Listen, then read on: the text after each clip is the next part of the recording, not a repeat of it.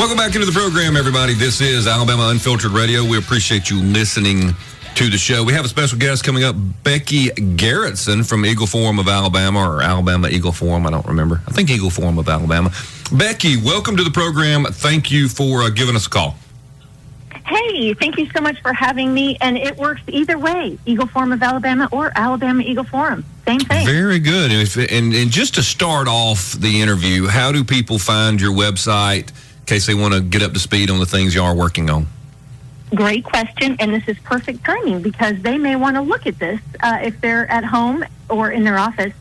AlabamaEagle.org is how you can find out more about Eagle Forum. But if you kind of scroll down on the homepage, the first post that you're going to see is about this important bill that affects Alabama veterans, which I am so excited to talk to you about. So the controversy, let me get this straight, and ladies, y'all weigh in. The controversy began with apparently a disagreement between the person who was it the chairman of the commissioner of the Department of Veterans Affairs, Kent Davis? I think that's right. Had a disagreement with at least one other state agency about how funds that had been sent to the state of Alabama, federal funds, were being spent, what it could be spent on, whatever. And I don't really know all the backstory. I don't know if you know the backstory, Becky, and I guess it doesn't matter.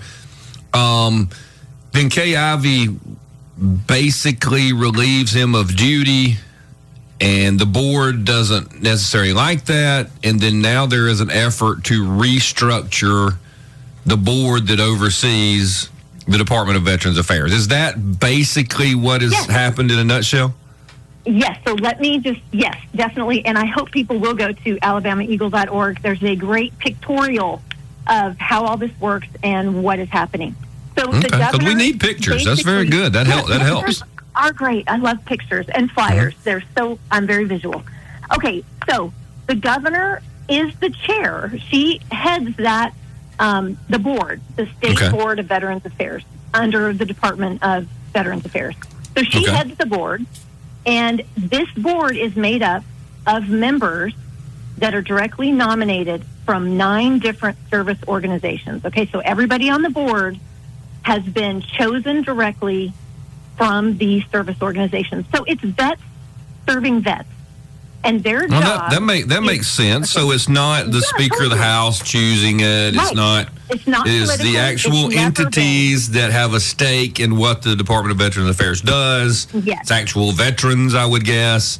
So they're picking their own leadership, and then it's chaired by the governor. That makes sense. Okay. Right. So they have a couple of duties. Number one, they pick the commissioner.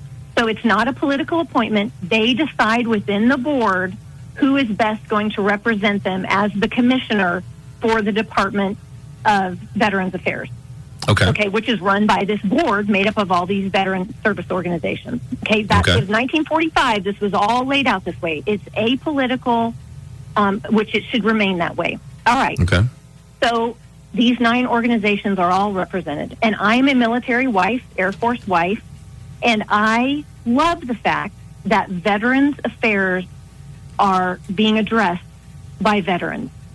And people, the veterans in Alabama, are happy with the VA system in Alabama. Now, they're not happy with the federal VA system. There's a lot of problems there. But guess what? It's not run by veterans. It's run by a bunch of bureaucrats. So, back to Alabama. What the governor, she was upset because she was not able to directly fire. Well, she did it anyway. But she did not have the authority to fire the commissioner. That was the board's authority. But she did it anyway. So we'll see where that goes. But that doesn't really matter. What she wants now is she wants a direct appointment. So she's written a bill. Wait. So the governor wants to appoint the board? She wants to appoint the commissioner. Well, but yes, originally she wanted to appoint the commissioner. And that's kind of how this bill was sold. But here's what's going to happen. The board has 2 things they do. Number one, they pick the commissioner. But they also direct all of the affairs for veterans in Alabama. They make all of the decisions. Okay. And the commissioner is accountable to that board. The commissioners cannot just go off willy-nilly and make decisions about veterans. All right, so let me ask you this, Becky, as a devil's advocate. I don't even know where you are on this. Okay. when we're talking about the state health officer, one of the arguments was, hey, look, there's got to be some accountability to people who are actually elected by the voters. Mm-hmm. How do we work that argument into what's going on with Veterans Affairs? Because as much as I think, hey, leave well enough alone, I would like a little bit of responsibility on the people we actually vote for, no matter how much respect we're supposed to have for veterans. Sure.